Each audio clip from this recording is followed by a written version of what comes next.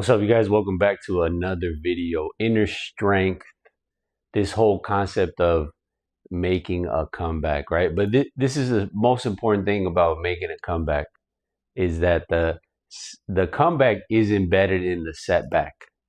So, what does that mean? Let's go ahead and explore this. And look, at the end of the day, stay with this. We can all make a comeback. If anything, the zeitgeist of American culture is that we reward people that make a way back from no way.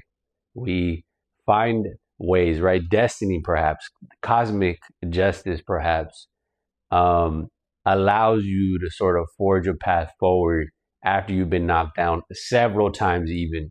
And look, to those that say I'm not capable of it, you haven't put yourself in a position to be capable of it if you feel that way.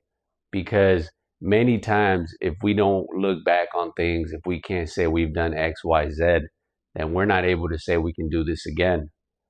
And so we get stuck in saying, I don't have proof that I can push myself past my limiting beliefs. And this comes back to the whole idea that people are just too fragile. But why are we fragile? Why have people over time, especially younger generations, younger men, why are they more fragile than other men? And it's because we're just not exposed, or you're not exposed, or you haven't exposed yourself. If we're shielded from the harshness of the winter or from the vicissitudes of daily struggles, then we don't have a framework from which to work from. And that's the most important thing, is that you need to be able to experience enough hardships to say, I can handle this, I can get back up, I can find a way from no way. And like I said, anybody can make it out of this, because I can look back at myself and think, man, I was fat, lazy, stupid, all these sort of negative things that I would attach to my being. And it was because I had not done anything to prove otherwise. So that became my identity. Flushed with a desire to want to do something different with myself, I said, hey, I ultimately have a responsibility to myself, not to anyone else, to make something out of myself, right? Or to at least try. And I was going to be okay with whatever the results were going to be. And so I pushed, and I pushed past my baseline as often as possible. And many times, as a result of just the way that I was developing, I messed up many times. I failed over and over. It wasn't that it was suddenly success, succinct, right? It wasn't captured, and it wasn't so easy, and it wasn't translatable to everything I was doing. And I had many of these setbacks. I even was one time I had went to college, and I taken a course, and I didn't do well on it. And I came back the next semester and I took the course again.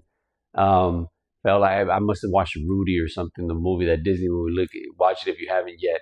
And I remember just the professor was like, "Oh, you're a glutton for punishment." And I thought, I took offense to that. And now looking back, I'm like, wow, that was actually a compliment, because many people are not fortified in that way anymore. They're not built to handle disappointment or struggle. We see something is difficult, we move on to something else. And if you want it enough, then you have to be willing to do that. If for whatever reason you do something and it's not what you wanted, what you think it was supposed to be, then at that point it's fine. You can move along, you can get away from it. But and I remember one time specifically, this moment I have crystallized in my mind. I was down and out. I had just quit grad school. I had just lost a job that I had just gotten. So I was doing Uber, and I was talking to a couple buddies. We were hanging out, and one of them was like clowning on me for being an Uber driver. And I'm thinking to myself, like, bro, like, how dare you kick somebody when they're down? And fast forward, like I said, life rewards you. Ultimately, you need to be humble. You need to appreciate what you have. Buddy that was clowning on me is just scooping ice cream, working part-time, like not doing anything with his life. No bitch, no ride, no nothing. And so when dudes like that say those kind of things, I like to use that to motivate myself, not to get down on myself. And look, ultimately life rewards those that are willing to struggle, that are willing to put their life on the line. And I don't have to make fun of somebody, or I don't have to kick anybody when they're down, because I've been there before, so I know exactly what it feels like.